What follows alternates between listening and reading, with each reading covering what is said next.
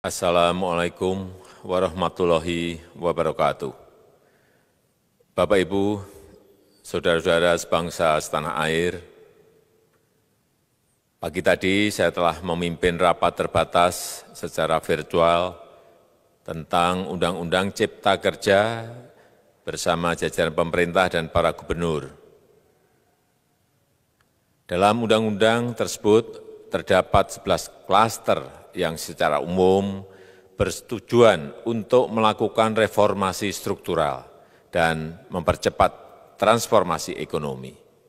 Adapun klaster tersebut adalah urusan penyederhanaan perizinan, urusan persyaratan investasi, urusan ketenagakerjaan, urusan pengadaan lahan, urusan kemudahan berusaha, urusan dukungan riset dan inovasi, urusan administrasi pemerintahan, urusan pengenaan sanksi, urusan kemudahan pemberdayaan dan perlindungan UMKM, urusan investasi dan proyek pemerintah, serta urusan kawasan ekonomi.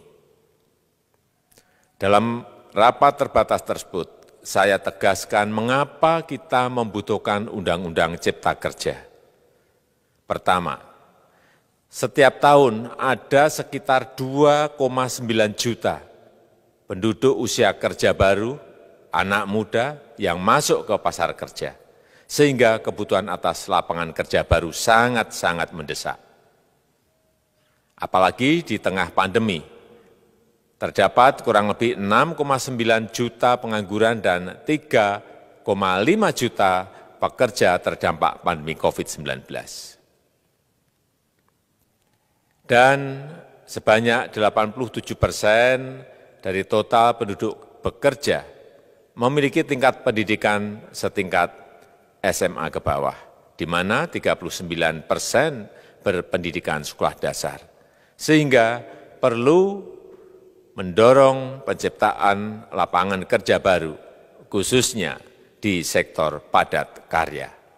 Jadi, Undang-Undang Cipta Kerja bertujuan untuk menyediakan lapangan kerja sebanyak-banyaknya bagi para pencari kerja serta para pengangguran.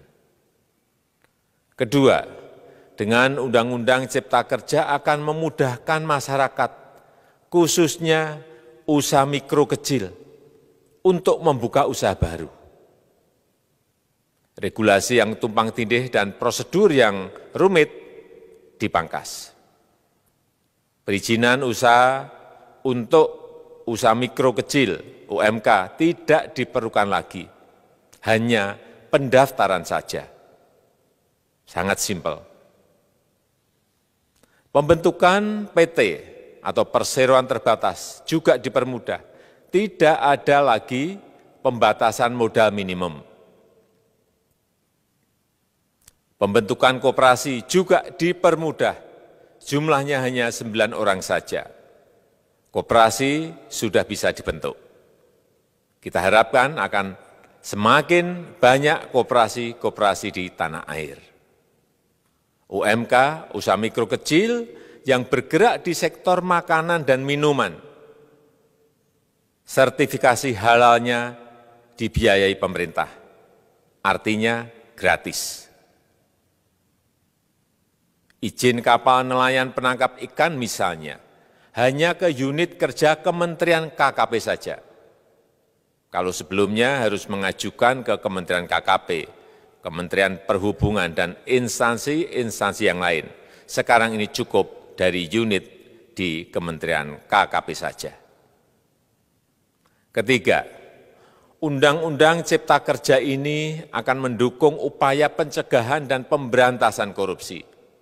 Ini jelas karena dengan menyederhanakan, dengan memotong, dengan mengintegrasikan ke dalam sistem perizinan secara elektronik, maka pungutan liar, pungli dapat dihilangkan.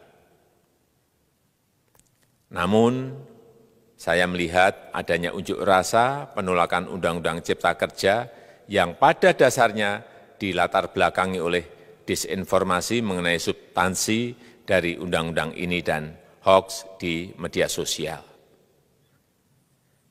Saya ambil contoh, ada informasi yang menyebut tentang penghapusan UMP, upah minimum provinsi, UMK, upah minimum kota kabupaten, UMSP, upah minimum sektoral provinsi. Hal ini tidak benar, karena faktanya upah minimum regional, UMR, tetap ada. Ada juga yang menyebutkan bahwa upah minimum dihitung per jam. Ini juga tidak benar. Tidak ada perubahan dengan sistem yang sekarang. Upah bisa dihitung berdasarkan waktu dan berdasarkan hasil. Kemudian adanya kabar yang menyebutkan bahwa semua cuti sakit, cuti kawinan, cuti khitanan, cuti baptis, cuti kematian, cuti melahirkan, dihapuskan. Dan tidak ada kompensasinya. Saya tegaskan juga ini tidak benar. Hak cuti tetap ada dan dijamin. Kemudian apakah perusahaan bisa mem-PHK kapanpun secara sepihak? Ini juga tidak benar. Yang benar, perusahaan tidak bisa mem-PHK secara sepihak. Kemudian juga pertanyaan mengenai benarkah jaminan sosial dan kesejahteraan lainnya hilang. Yang benar, jaminan sosial tetap ada. Yang juga sering diberitakan tidak benar adalah mengenai dihapusnya AMDAL, analisis mengenai dampak lingkungan. Itu juga tidak benar. AMDAL tetap ada. Bagi industri besar harus studi AMDAL yang ketat. Tetapi bagi UMKM lebih ditekankan pada pendampingan dan pengawasan. Ada juga berita mengenai Undang-Undang Cipta Kerja ini mendorong komersialisasi pendidikan. Ini juga tidak benar. Karena yang diatur hanyalah pendidikan formal di kawasan ekonomi khusus, di KEK. Sedangkan perizinan pendidikan tidak diatur di dalam Undang-Undang Cipta Kerja ini. Apalagi perizinan untuk pendidikan di pondok pesantren.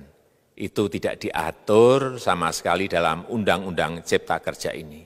Dan aturannya yang selama ini ada tetap berlaku.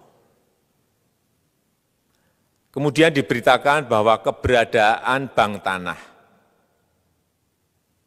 Bank tanah ini diperlukan untuk menjamin kepentingan umum, kepentingan sosial, kepentingan pembangunan nasional, pemerataan ekonomi, dan konsolidasi lahan serta reforma agraria.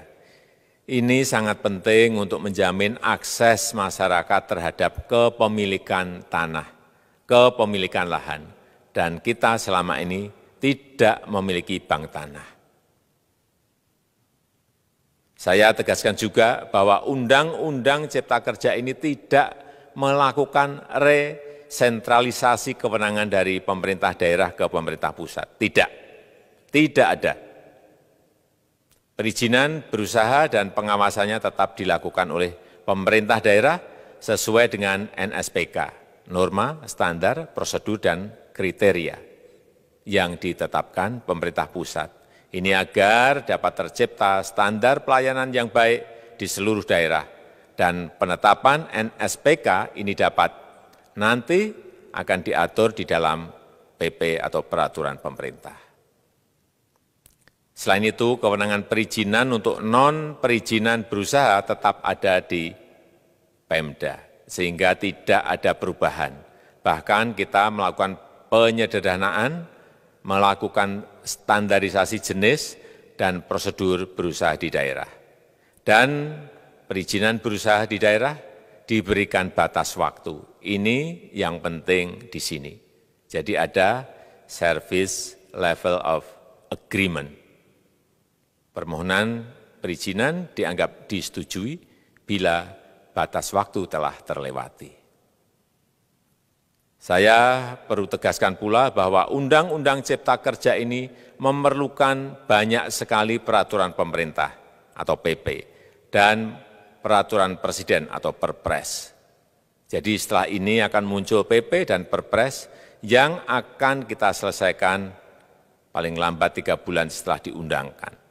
Kita pemerintah membuka dan mengundang masukan-masukan dari masyarakat dan masih terbuka usulan-usulan dan masukan dari daerah-daerah. Pemerintah berkeyakinan melalui Undang-Undang Cipta Kerja ini jutaan pekerja dapat memperbaiki kehidupannya dan juga penghidupan bagi keluarga mereka. Dan kalau masih ada, jika masih ada ketidakpuasan terhadap Undang-Undang Cipta Kerja ini, silahkan mengajukan uji materi atau judicial review melalui MK, Mahkamah Konstitusi.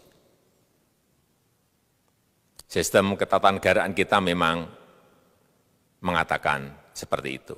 Jadi, kalau masih ada yang tidak puas dan menolak, silahkan diajukan uji materi ke MK.